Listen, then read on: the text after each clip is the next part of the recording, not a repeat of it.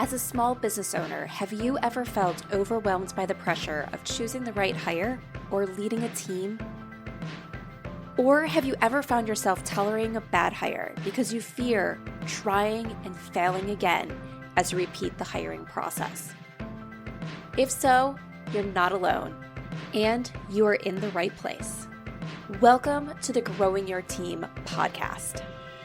The Growing Your Team podcast teaches business owners like you to expand your unique business by teaching you to master the hiring and team management process. Hiring and managing a team does not have to be a challenge. You just have to learn to do it right. And the Growing Your Team podcast teaches you how to become a confident leader who hires right every single time.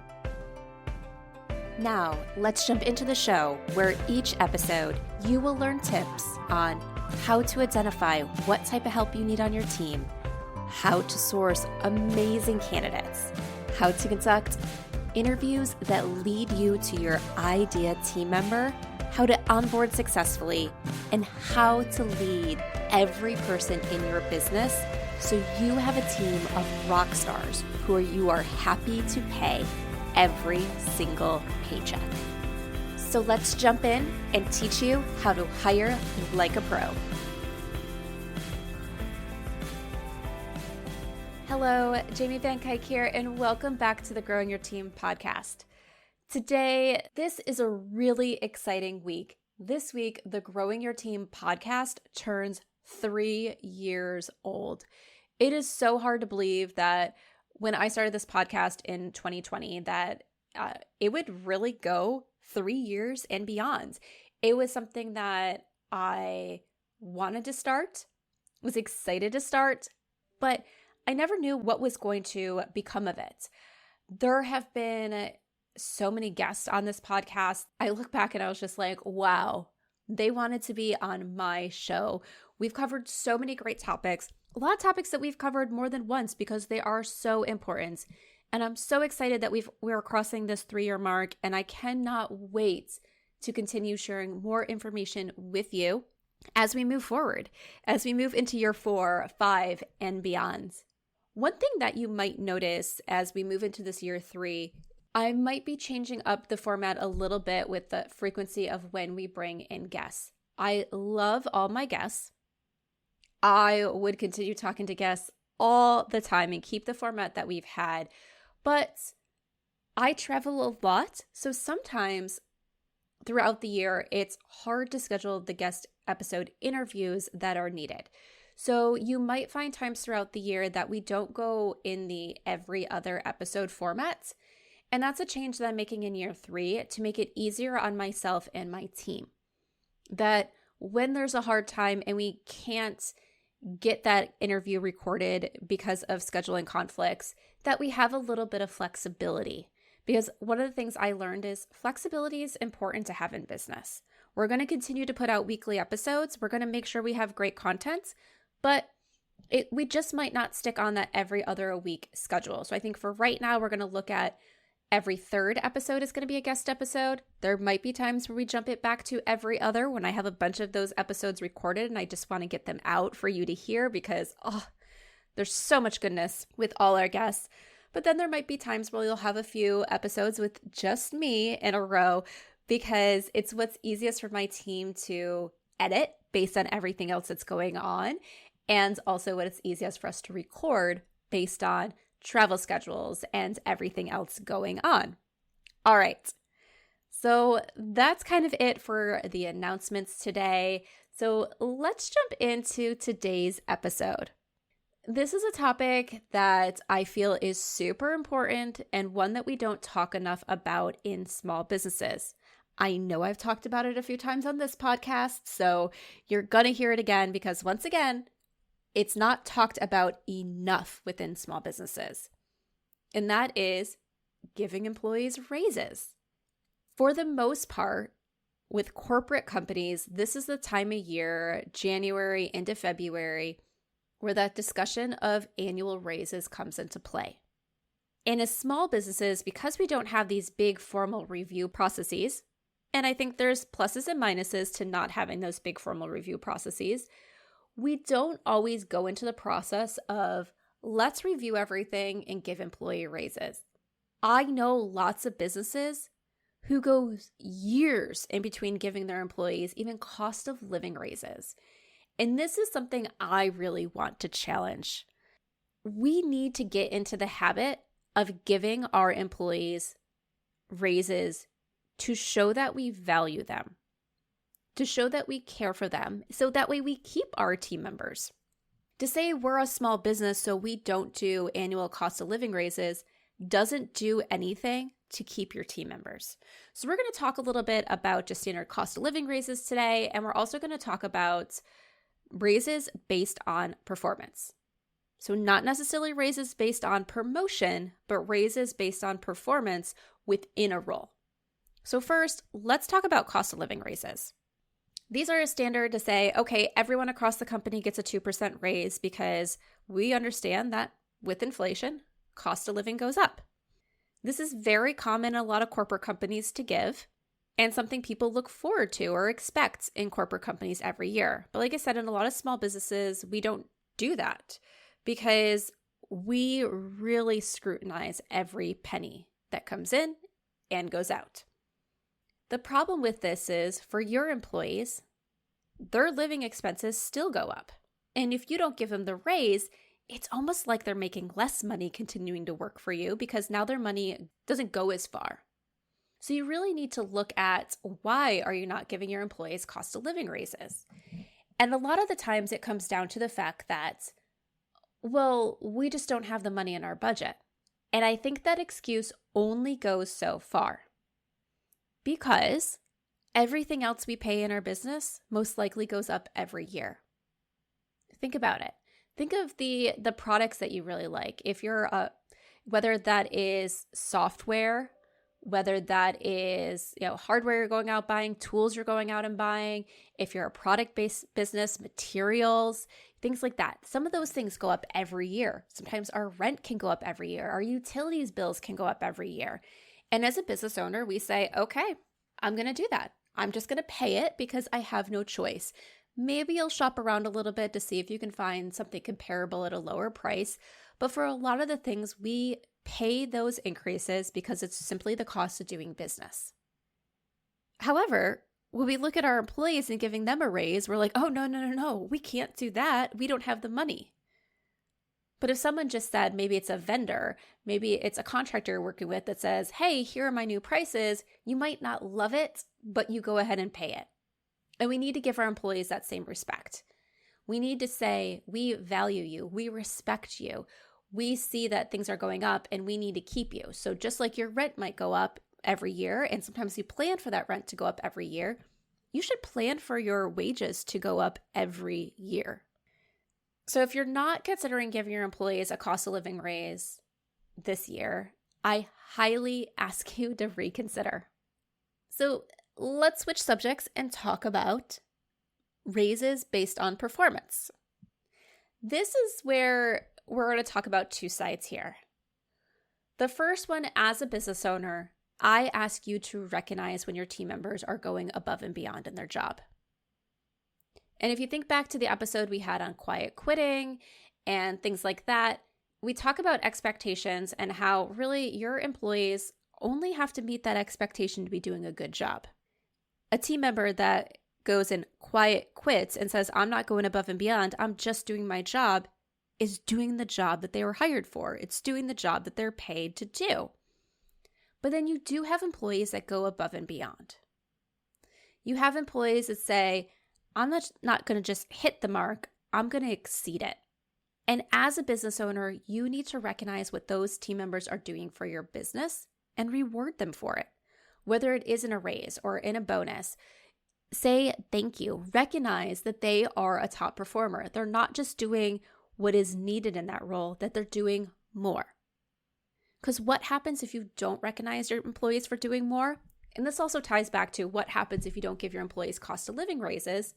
They're going to go to that job, that competitor, that company down the street, that company in the next town over that is willing to pay their team members that little bit more, that does recognize them for their level of work and what they're actually contributing instead of staying with you, even if they love you. People don't work for the fun of it. They really work to earn a living. And sometimes that little difference in salary or in hourly wages matter to people. So if you recognize that your employee is doing really well and you have the room in your budget, reward them for that good performance. But what about when employees ask for raises? What do you do then? When your employee puts you on the spot and says, hey, I think I deserve a raise.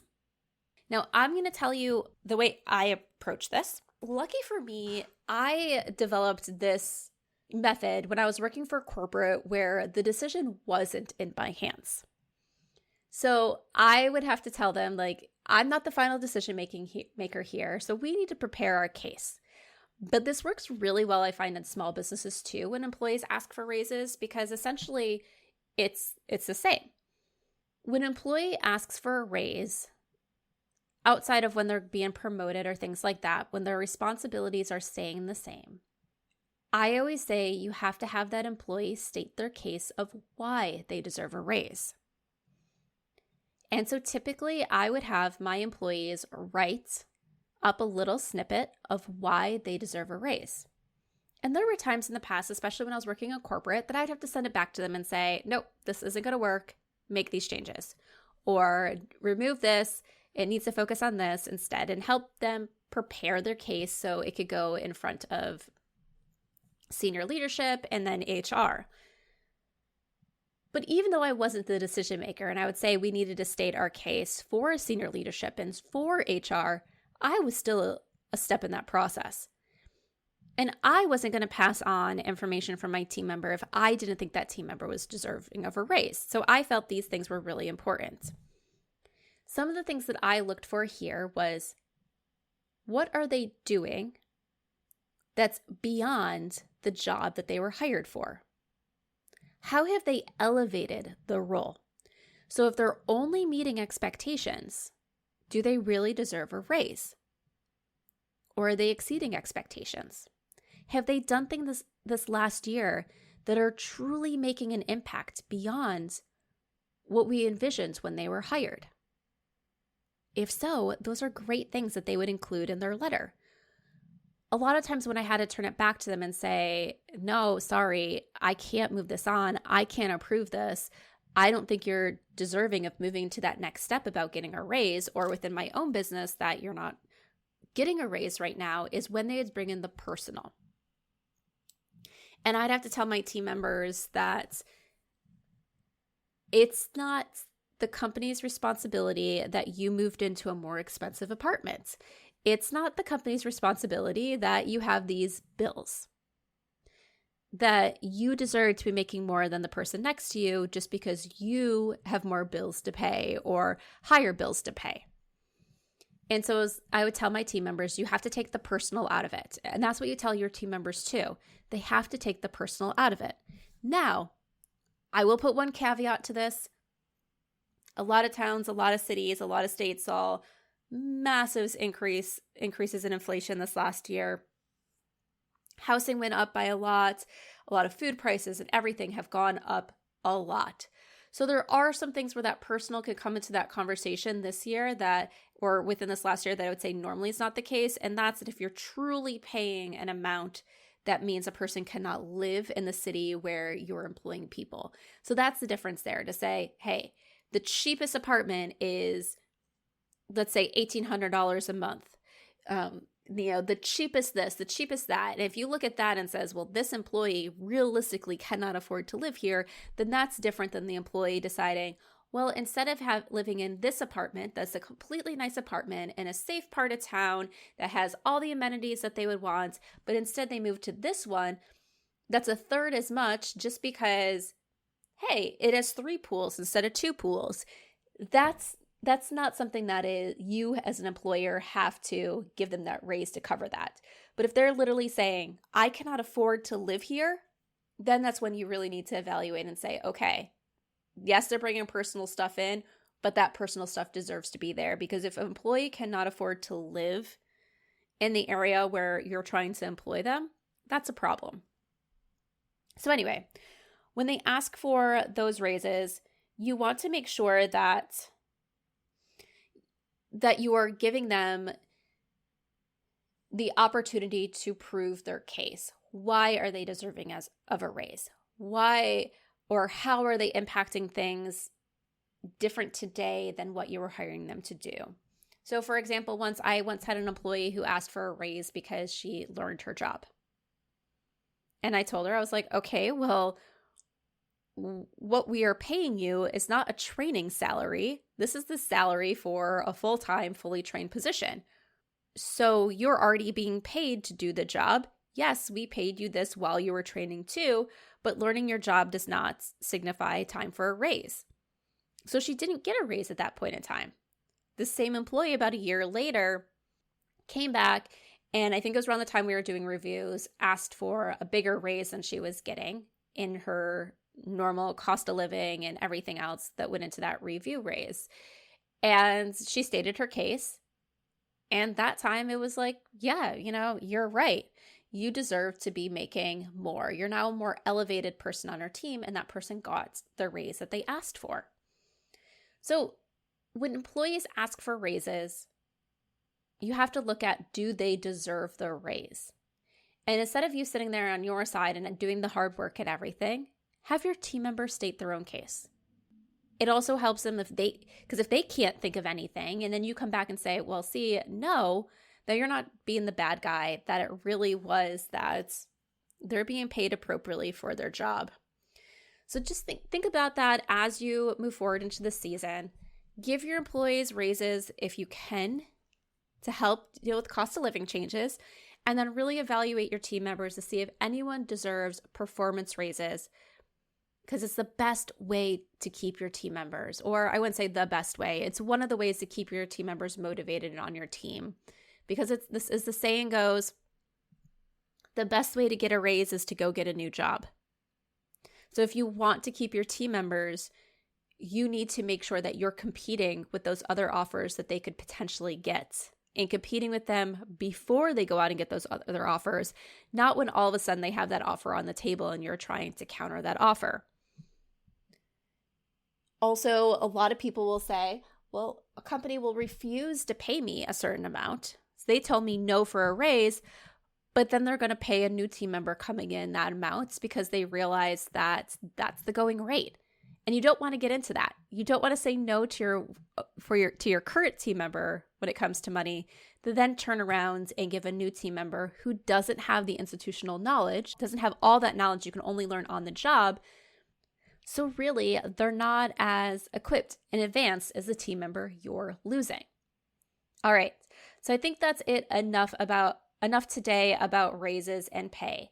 So reward your employees appropriately for the job that they're doing for you.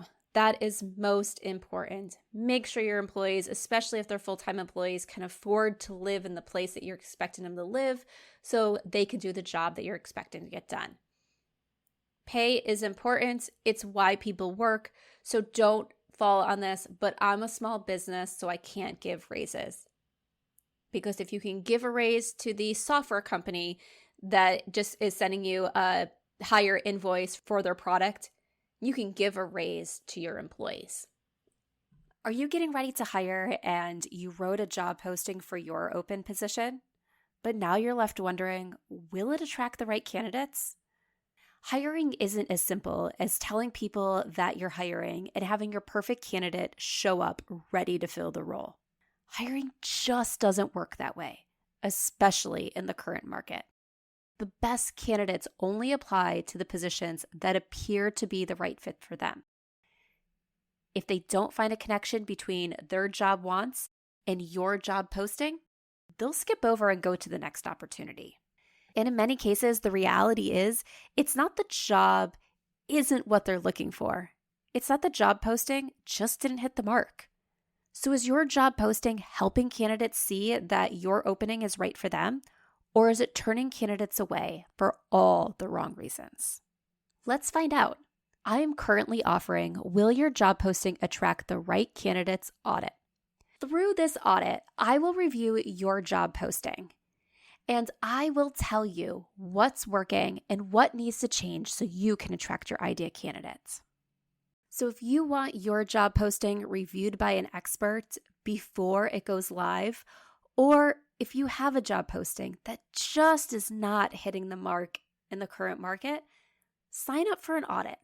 Let's review it and make the changes needed so you can attract your perfect fit team member.